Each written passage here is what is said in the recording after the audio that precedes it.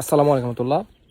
আমাকে অনেকেই প্রশ্ন করেন যে ভাই, রাশিয়া এত বড় একটা দেশ বা এত শক্তিশালী একটা দেশ, ইউক্রেন ছোট্ট একটা দেশ, তারপরেও কেন ইউক্রেন রাশিয়ার সাথে পারে না? দেখেন, আহ, এটা একটা কেবল, ফাইবার কেবল। এটা হচ্ছে এফপিবি কেমিক্যাল, যে ড্রোনে ব্যবহার করে হচ্ছে ইউক্রেনিরা ওয়াইফাই হিসাবে। কারণ যেহেতু নেটওয়ার্ক জ্যামের কারণে ড্রোনটা চলতে পারে না, তাই এটা প্রায় 30 কিলোমিটার 35 কিলোমিটার এই ফাইবার কেবলের মাধ্যমে ওই ড্রোনটা চলে।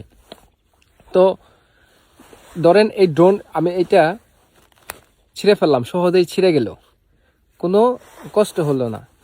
কিন্তু এইটার যদি আমি ধরেন এই কেবলটারে আমি 1 2 3 4 5 6 7 8 9 10 8 থেকে 10টা পেজ দেওয়ার পরে ছিঁড়তে যাই, খুব শক্তি লাগতেছে আমার, ছিঁড়তেছে না, এটা ছিঁড়তেছে না।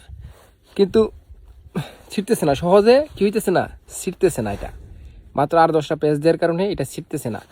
কিন্তু এটা ছিঁড়বে, আস্তে করে ছিঁড়তে পারলাম না।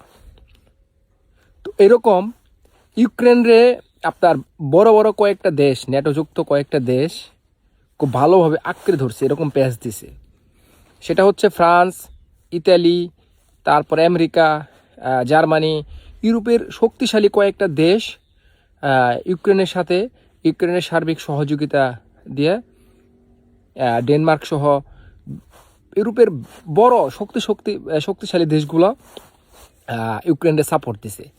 তো এটা যখন এক আলে থাকবে তখন এটা আমি সহজেই ছিঁড়তে পারবো। কিন্তু যখন কয়েকটা প্যাচ দেওয়ার পরে সেটা ছিঁড়তে আমার খুব কষ্ট হইতেছে। তো রাশিয়ার ক্ষেত্রেও এরকমই।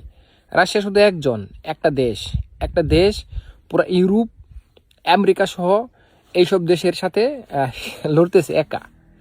তো হয়তো বা একটু কষ্ট হইতেছে, কিন্তু বিজয় রাশিয়ারই হবে। কারণ আমি বিশ্বাস করি পুতিন যতদিন আছে ততদিন অন্তত এই যুদ্ধ মনে হয় না থামবে। কারণ পুতিন যেই শর্ত দিছে, পুতিনের শর্তের উপরেই ওদের মানতে হবে। এখন ওরা যদি এই শর্তে না মানে, ততদিন পর্যন্ত যুদ্ধ চলবে, যতদিন পর্যন্ত পুতিন আছে। পুতিনের ক্ষমতা আছে, উনি 2030 সাল পর্যন্ত ওনার মেয়াদ আছে। যদি পুতিনের যে শর্ত সেই শর্ত না মানে, এই যুদ্ধ 2030 সাল পর্যন্ত চলবে, যদি পুতিনের শর্ত না মানে। আর যে পুতিনের শর্ত মানে, কালকে যুদ্ধ বন্ধ হয়ে যাবে। তো এই হচ্ছে অবস্থা। অতএব ইউক্রেন ছোট দেশ না, ইউক্রেনের অনেক দেশ মিলা আঁকড়ে ধরে আছে। যেরকম আমি পেজ দিয়ে দেখাইলাম, এরকম পুরো পেজ দিয়ে রাখছে। অর্থনৈতিক সাপোর্ট, কূটনৈতিক সাপোর্ট, সব ধরনের সাপোর্ট ইউক্রেনকে দিয়ে রাখছে। ঠিক আছে, এই হচ্ছে পরিস্থিতি। সেই জন্য এখন পর্যন্ত রাশিয়া ইউক্রেনের সাথে পেরে উঠতেছে না। তবে রাশিয়ার সৈন্য এবং কি অর্থনৈতিকভাবে অনেক ক্ষতিগ্রস্ত হয়েছে, বা অনেক টাকা ব্যয় করতেছে, অনেক সৈন্য মারা যেতেছে, ইউক্রেনেরও মারা যেতেছে অনেক। বিনিময়ে ইউক্রেন কিছুই পাইতেছে না, ইউক্রেন শুধু পিছায় যাইতেছে। আর রাশিয়া কি পরিমাণ জায়গা যে দখল করছে, খনিজ সম্পদ, সেটা মানে কল্পনা। আমি বর্তমানে রাশিয়া থেকে প্রায় 250 কিলোমিটার ভিতরে আছি ইউক্রেনের।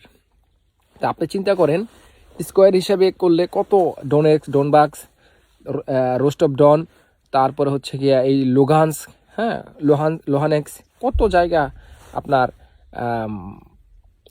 দখল করে ফেলছে। অতএব ইউক্রেনকে হারবে, কিন্তু সময় লাগবে, আরও সময় লাগবে। পুতিনের শর্ত না মানলে এই যুদ্ধ 2030 সাল পর্যন্ত চলবে। Bye bye.